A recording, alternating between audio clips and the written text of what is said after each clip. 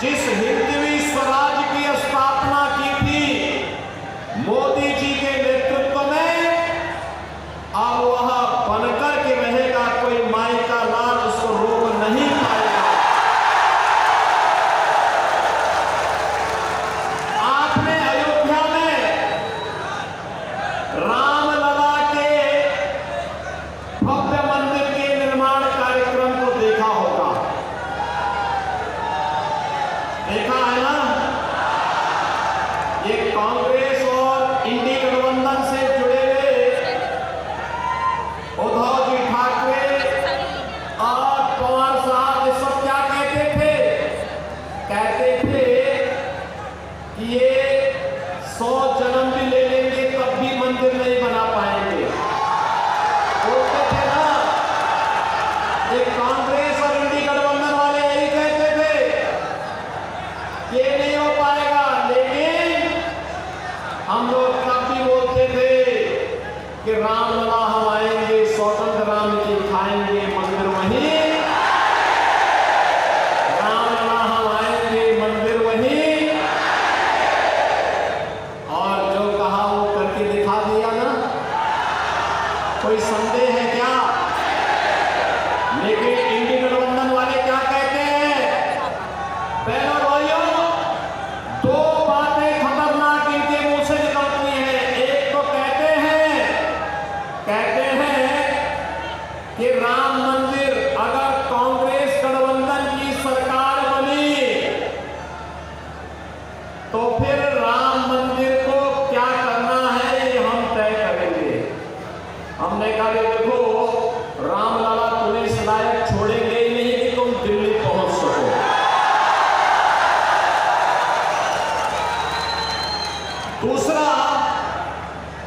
दूसरा इन लोगों के द्वारा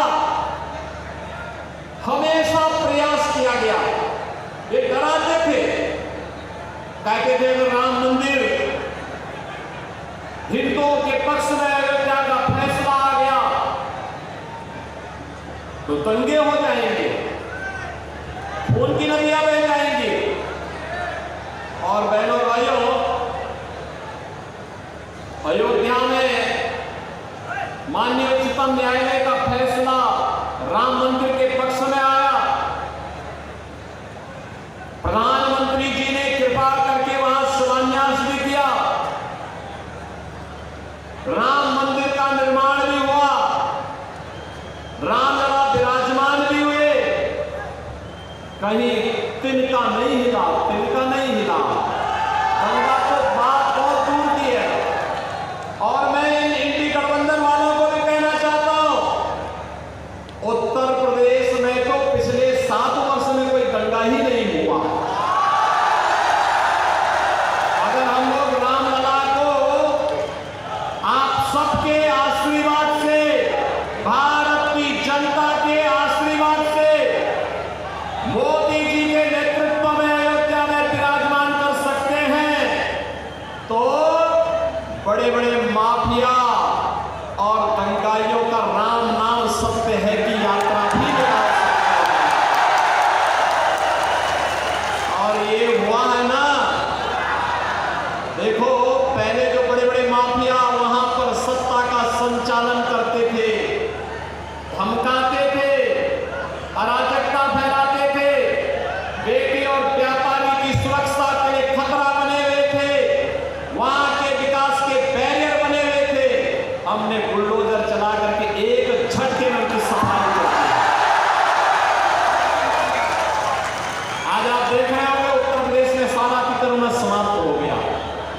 अब वहां दंगा का कोई सोचता ही नहीं है। अब तो बहनों और भाइयों, उत्तर प्रदेश में कोई सड़क पे नमाज भी नहीं पढ़ता।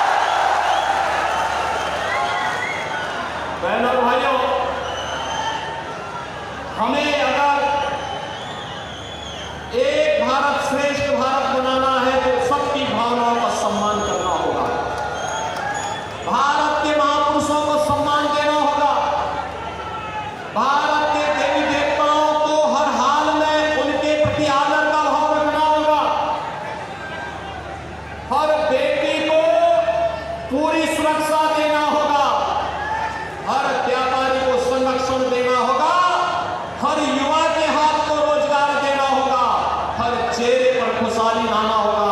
और यही तो छत्रपति शिवाजी महाराज का हिंदवी स्वराज का पाठ है, और यही कार्य को मोदी जी कर रहे हैं।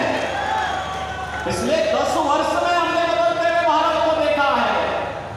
बहनों और भाइयों, ये नया भारत, इस भारत में दुनिया के अंदर भारत का सम्मान बढ़ा है, सीमाएं सुरक्षित हुई हैं, आतंकवाद और नक्सलवाद पर लगाम कसा गया है। और आपने भी देखा है, आतंकवाद और नक्सलवाद को पूरी तरह नकेल कसाई गया है, लेकिन अगर कहीं पटाखा का भी थोड़ा सा जोर से आवाज हो जाए तो सबसे पहले पाकिस्तान सफाई देता कि मेरा हाथ नहीं है, मेरा हाथ नहीं है, जो किसी मालूम है ये नया भारत है। छेड़ता नहीं, लेकिन कोई छेड़ता है तो छोड़ता भी। और कांग्रेस की सरकार के समय क्या होता था?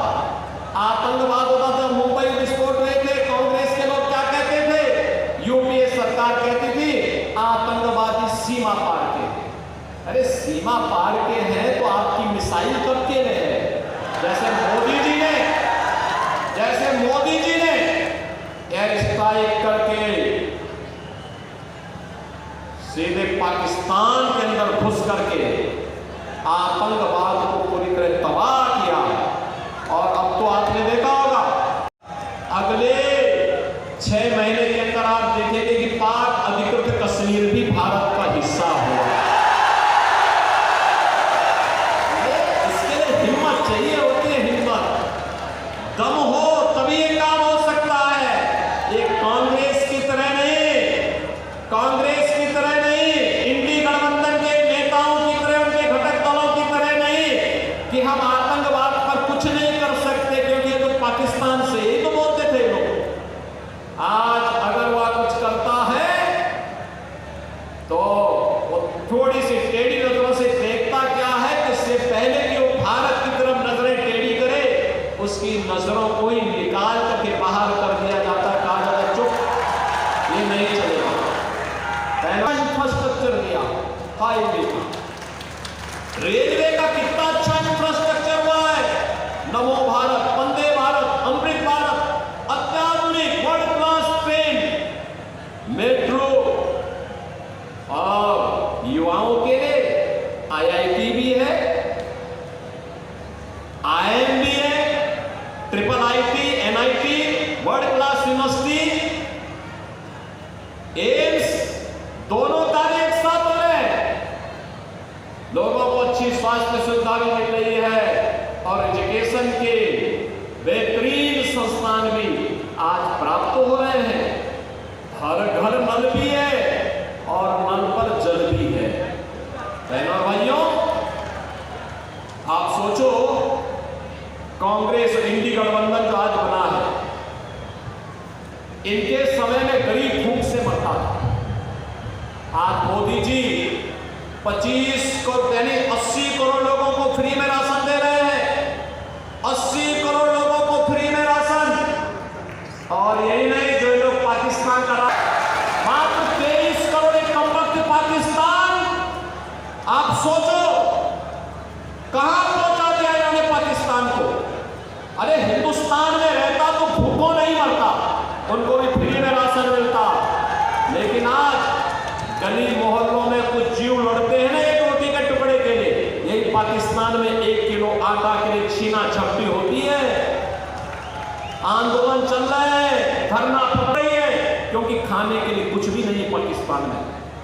तो जो पाकिस्तान का राग अलापते हैं, इनसे बोलो कि जाओ पाकिस्तान में जाके भीख का कटोरा लेकर के भीख मांगो, हिंदुस्तान में बोझा क्यों बनेगा? जाओ ना वहीं पे, जाओ वहां पे पाकिस्तान के पास जाकर के वहीं रहो, क्यों हिंदुस्तान में बोझा बने हुए हो? हिंदुस्तान के इस बोझे को दूर करने की आवश्यकता है। बहनों और भाइयों, 60 करोड़ लोग आयुष्मान भारत में 5 लाख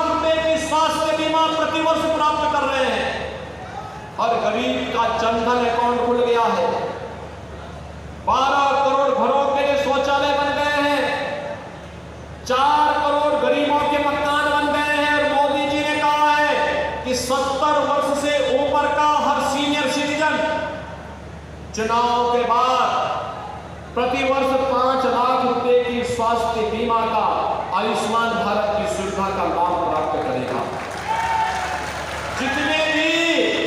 जितने भी गरीब बचे हैं, जिनके पास अपना आवास नहीं है, उनको एक आवास मिलेगा। यहां पे तो सुरक्षा भी है, सम्मान भी है, यहां पे विकास भी है, गरीब कल्याण भी है और विरासत का भी सम्मान है। अयोध्या में रामलला का भव्य मंदिर भी बन गया है, काशी में काशी विश्वनाथ का मंदिर बन गया है। याद करिए, महाराष्ट्र और उत्तर प्रदेश में था, उनका अभिषेक करना था, तो काशी के काका भट्ट महापंडित ही आकर के इसका रस्म को पूरा करने में योगदान दिए। आप हमारे काशी में आइए, वहां मराठा घाट मिलेगा, वहां पर महाराष्ट्र के राजाओं के द्वारा बनाए गए, भोसले के द्वारा बनाए गए बड़े बड़े घाट मिलेंगे। वहां पर मराठा समाज अलग से काम करता है, महाराष्ट्र समाज अलग से काम करता है। अलग अलग प्रकार के रीति रिवाजों का केंद्र बिंदु आज काशी बना हुआ। काशी में भगवान विश्वनाथ, हाँ आज आप देखिए क्या जगमगा रहा है। उन्होंने तो पहले ही कह दिया है, वो तो पहले ही इस बात की घोषणा कर चुके हैं कि परित्राणाय साधूनां विनाशाय च दुष्कृताम्। उन्होंने पहले ही कह दिया है कि मैं सज्जनों का संरक्षण करूंगा और रामद्रोहियों का